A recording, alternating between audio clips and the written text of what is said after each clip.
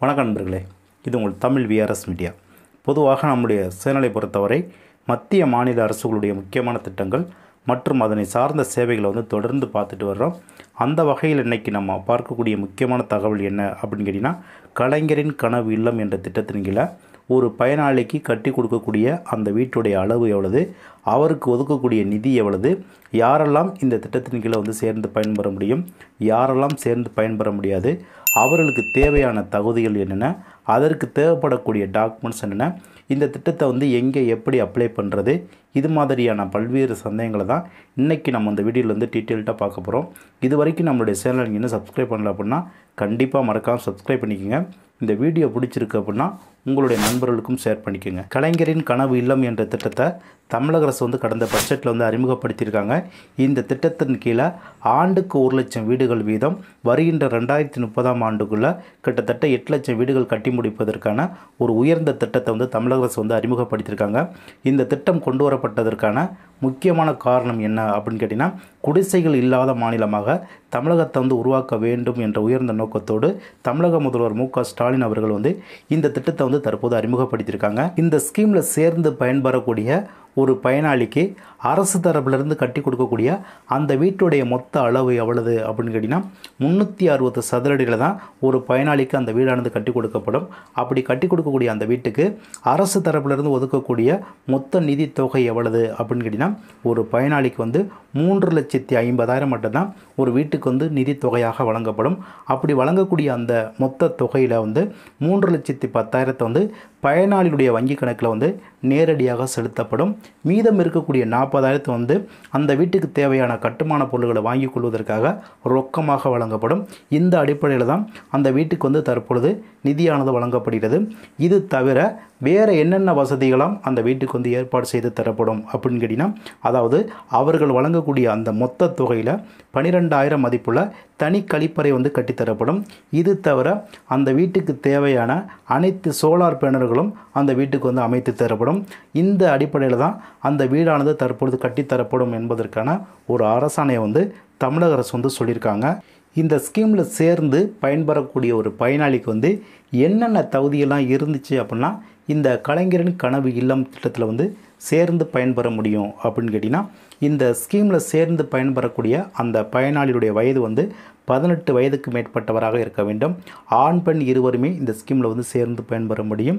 இந்த ஸ்கீமை பொறுத்தவரை ஒரு குடும்பத்தில் ஒரு நபர் மட்டும்தான் விண்ணப்பிக்க முடியும். இந்த ஸ்கீமில் சேர்ந்து பயன்பெறக்கூடிய அந்த பயனாளி வசிக்கக்கூடிய வீடு குடிசை வீடாக இருக்க வேண்டும்.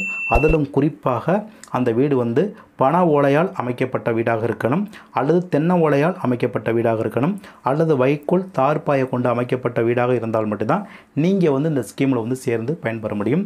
இந்த குடிசை வீடு இருக்கக்கூடிய அந்த இடம் பயனாளி பெயரில் கண்டிப்பாக சொந்த இடமாக இருக்க வேண்டும். அப்படி சொந்த இடமாக இருந்துச்சு அப்படின்னா அதுக்கு கண்டிப்பாக நீங்கள் பட்டா வாங்கியிருக்க வேண்டும். குறைந்தபட்சம் அந்த வீட்டுடைய அளவு 360 சதுர மீட்டருக்கு மேலே இருந்தால் மட்டும்தான் உங்களால் அந்த ஸ்கீமுக்கு சேர்ந்து பயன்பெற முடியும். அதாவது நீங்கள் அந்த வீடு இருக்கக்கூடிய அந்த ஏரியாவில் உங்களுடைய சொந்த இடம் 360 சதுர அடிக்கு மேலே இருந்தால் மட்டும்தான் நீங்கள் இந்த ஸ்கீமுக்கு அப்ளை பண்ண முடியும். தற்பொழுது நீங்கள் அந்த வீட்டில் இருக்கிறீங்க அப்படின்னா 5 ஆண்டுகளுக்கு மேல் அந்த வீட்டில் குடியிருந்ததற்கான ஒரு ஆதார சான்று கண்டிப்பாக இருக்க வேண்டும். நீங்கள் வறுமை கோட்டு கீழே வர்றீங்க அப்படிங்கிற பட்சத்தில் வறுமை கோட்டு சான்றிதழ் கண்டிப்பாக இருக்க வேண்டும்.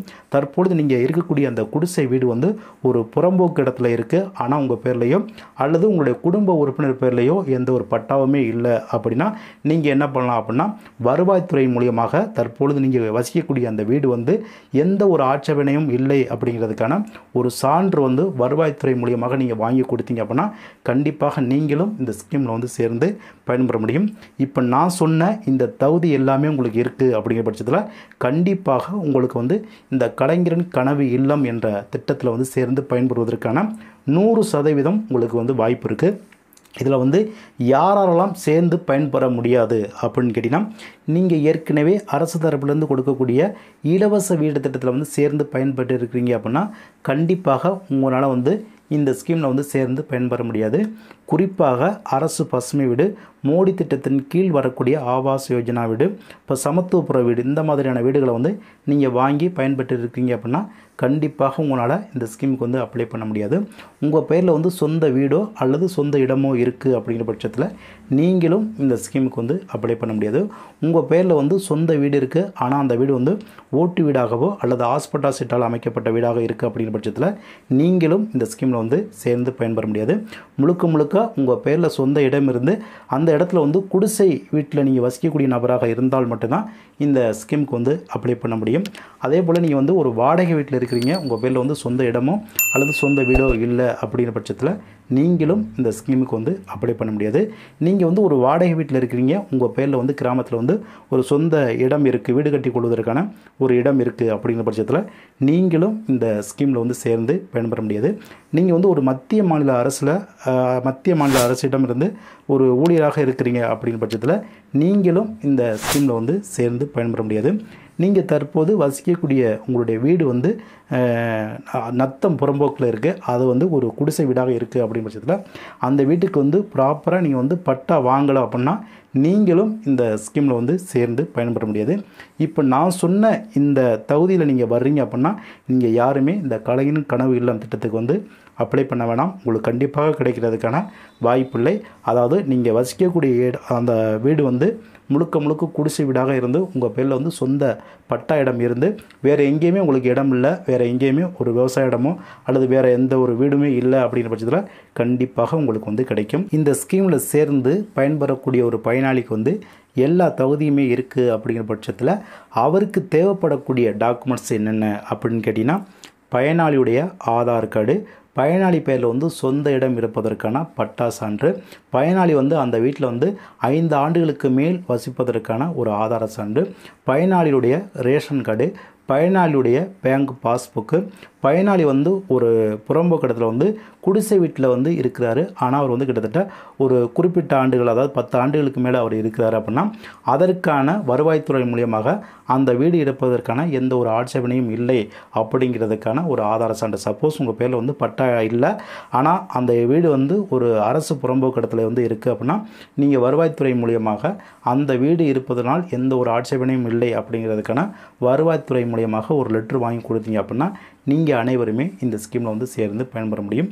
இப்போ நான் சொன்ன இந்த டாக்குமெண்ட்ஸ் மட்டும் இருந்தாவே போதுமானது. இந்த தகுதிக்குள்ள நீங்கள் வர்றீங்க அப்படின்னா நீங்கள் எல்லாருமே இதை வந்து எப்படி எங்கே அப்ளை பண்ணலாம் அப்படின்னு கேட்டிங்கன்னா, உங்களுடைய கிராம ஊராட்சி மன்ற தலைவர் மூலியமாக ஒரு ரெக்வஸ்ட் மனு கொடுத்து அவர்கள் மூலியமாக இதுக்கு நீங்கள் வந்து அப்ளை பண்ணிக்கலாம்.